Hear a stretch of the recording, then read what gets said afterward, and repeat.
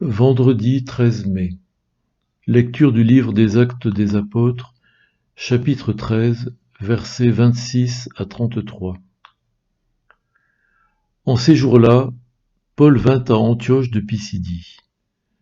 Dans la synagogue, il disait : « Vous, frères, les fils de la lignée d'Abraham, et ceux parmi vous qui craignent Dieu, c'est à nous que la parole du salut a été envoyée. En effet, les habitants de Jérusalem et leurs chefs ont méconnu Jésus, ainsi que les paroles des prophètes qu'on lit chaque sabbat. Or, en le jugeant, ils les ont accomplis. Sans avoir trouvé en lui aucun motif de condamnation à mort, ils ont demandé à Pilate qu'il soit supprimé.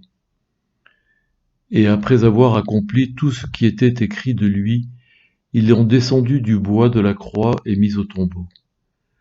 Mais Dieu l'a ressuscité d'entre les morts.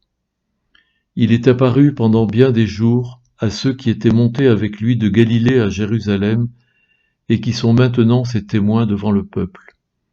Et nous vous annonçons cette bonne nouvelle, la promesse faite à nos pères, Dieu l'a pleinement accomplie pour nous leurs enfants, en ressuscitant Jésus, comme il est écrit au psaume 2.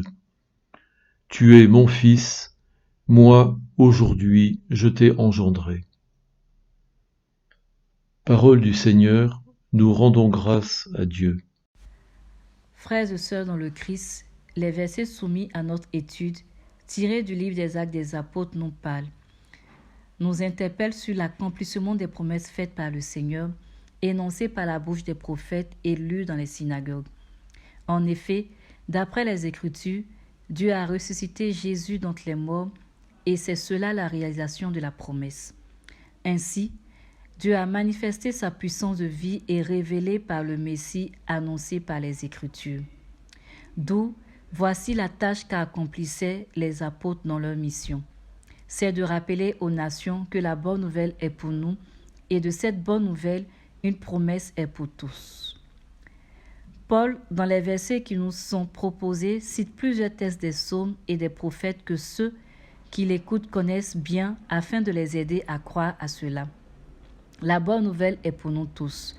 La promesse est pour nos différentes vies. Étant chrétiens, nous ne devions pas fuir les réalités de cette bonne nouvelle.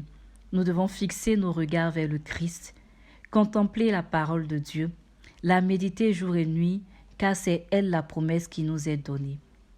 Frères et sœurs, ce Christ n'est pas ressuscité, vaine est notre foi.